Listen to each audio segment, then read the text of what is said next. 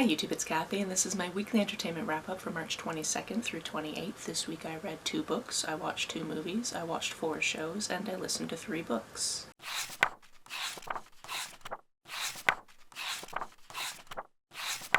First this week I finished Woodworm. This is the latest from Kingfisher. It just came out this week, and it is a horror that definitely focuses on insects. So if you're not a fan of worms or maggots, because technically wolfworms are maggots, this one might not be for you. The main character in this one is Sonia. She is an illustrator and she used to do illustrations for her father's naturalist work. However, he has passed, and in the intervening years she's worked at a school, but now she is going to move to a completely different place to work as the illustrator for a naturalist who studies bugs. When she gets there, some things are a little bit off. For example, there's nobody to meet her at the station, so she has no idea how she's going to get to this doctor's house. And then when she gets there, he's kind of grumpy to work with, but at least the people that also live and manage the house are kind of nice. Whoever was doing her job before her did beautiful, beautiful work, so she has a lot to live up to, but it also gets a little bit monotonous drawing fly after fly after fly with slight variations. One day she notices a curious light in the forest and can't help but think about,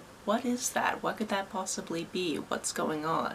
And then of course curiosity gets her more than she bargained for, because there's definitely some urban myths about the area. Urban myths and confirmed stories. I enjoyed this one. It got really gross in parts. There was one section I read that I was like, that is absolutely disgusting. I'm so glad that my stomach is perfectly settled right now, because otherwise I would get quite queasy. And overall, just like everything else I've read by this author, I really enjoyed this. Next we have a short story called A Dead Djinn in Cairo. This is the first of the short stories that predates A Master of Djinn, which I am planning to read quite soon, and I was told that this one gives you a much better understanding of the world building than the first actual novel does, and if you have the ability to read this one before you read the novel, and I went, sure, I can do that. So in this one we meet our detective Fatma. She actually works for this agency. I can't remember the name of it because it was fairly long, but basically her office is based in Cairo, and she's part of the Ministry of People that look into supernatural things that have happened. She of course works with the Cairo police as well, but when a supernatural entity like a djinn shows up dead, she's definitely called.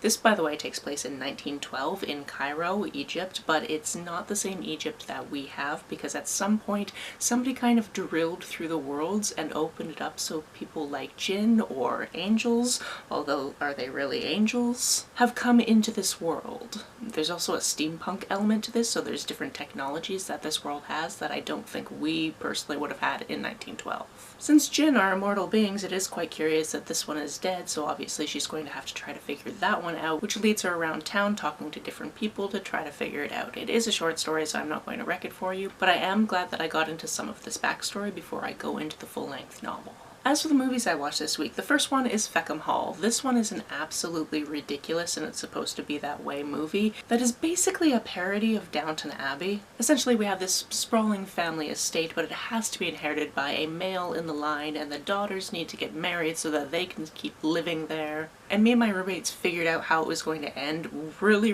early in the movie. But I think it's the type where you're supposed to be able to do that, and you're kind of fine with that happening, because it's mostly about the ridiculous situations and funny turns of phrases that happen. It was very camp and we had fun. The other movie I watched also took place in the UK, and that's Agatha and the Truth of Murder. This movie, although not endorsed by Agatha Christie Limited or her family, supposes what could have possibly happened during the 11-day period where she went missing. Watching this now seemed a little bit timely for me, because almost exactly 4 years ago, well, 4 years ago in about 2 weeks from now, I read something called The Christie Affair, which also is taking on the problem of what happened to her during those 11 days. And that was actually the first book I read for my 40 Before 40 TBR, and the deadline for that is coming up in just over 2 weeks. In this version of the story, she was away for 11 days because she was off actually solving a murder. This was kind of fun because we knew at this time that she was going through some things. For example, her husband had fallen out of love with her, was in love with somebody else, and really wanted a divorce. And at least when it comes to this narrative, she was feeling creatively blocked at the time, and going off to solve an actual murder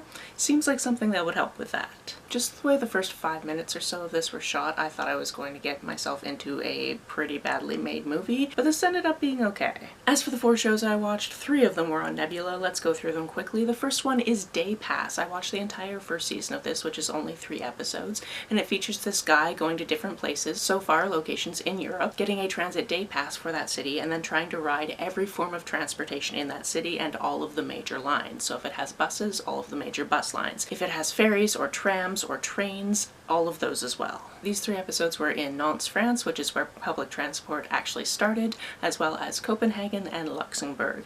Luxembourg, by the way, all of their public transit is free, although you can technically get a day pass if you want to go into first class, which I believe is like €6. You know me, I'm a travel dork, and I found this premise really interesting and I enjoyed watching it. We also stayed current on the 17th season of Jetlag, which is the season where they're going through Taiwan and trying to collect different train stations. Of course, watching this on Nebula, the second episode isn't out on YouTube, so I won't tell you too much about it. Besides, things definitely happen. More challenges are popping up on the board, people are having to double back to try to do things. It's going to be really interesting to see where the numbers lie at the end of this game. Finally, for things I watched on Nebula, I watched the first episode of Tom Scott England.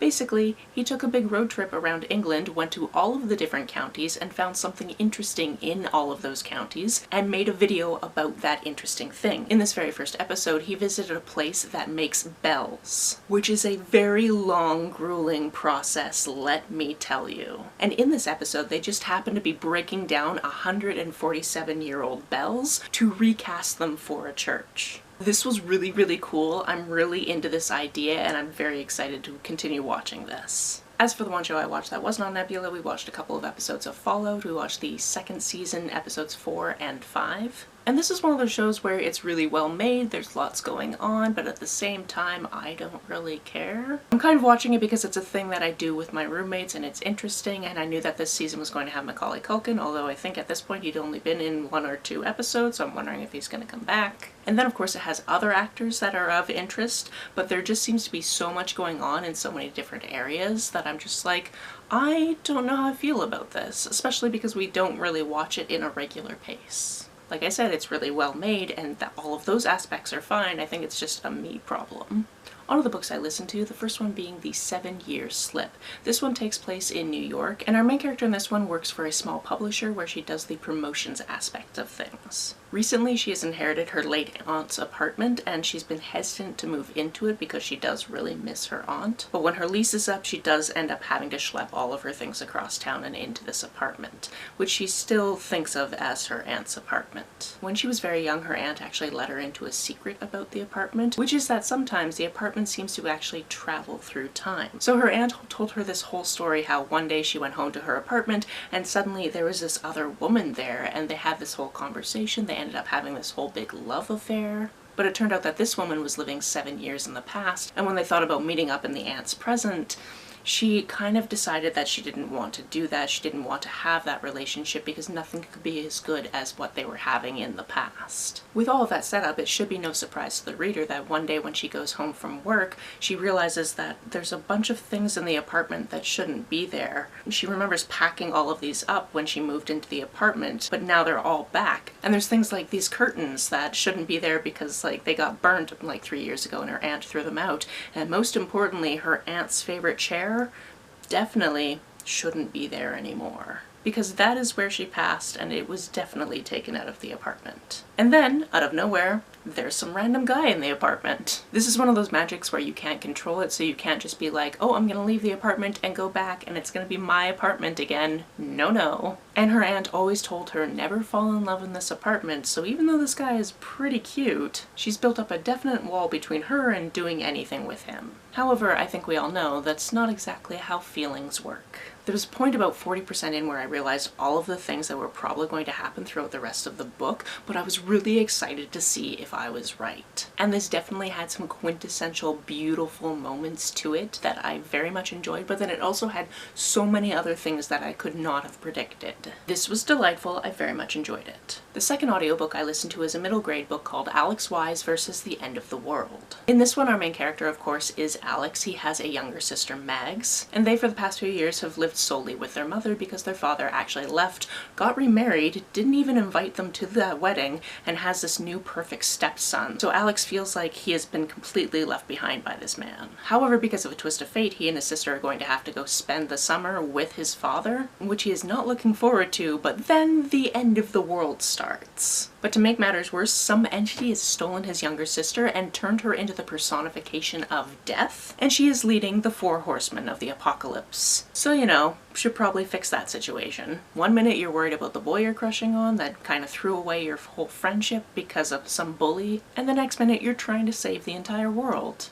You know, totally normal things to happen. This was the first in a middle grade series, and I'm very interested to see where it goes from here, because although this does wrap up, not everything is solved by the end of it. The final audiobook I listened to this week is One Day Everyone Will Have Always Been Against This. I don't usually like to use the protective language you tend to have to use on YouTube because certain things get flagged and demonetized, which I'm not worried about. I'm not monetized. I don't care about that. But I do want people to be able to find this video so they can hear about this book and how it's about the current world conflict and the thing that's happening in that place that we use the watermelon emoji for. At the heart of it, there really is no two sides to this. Like, this thing that's happening is bad. And my overall feeling at the end of this book is that dystopia is here. It's been here for a really, really long time. Hundreds of years, in fact. And at some point, we will get to a society where everyone is like, oh yeah, I was always against what was happening at that point in history. But the thing is, everybody should be against it now. Everyone should have been against it ages ago.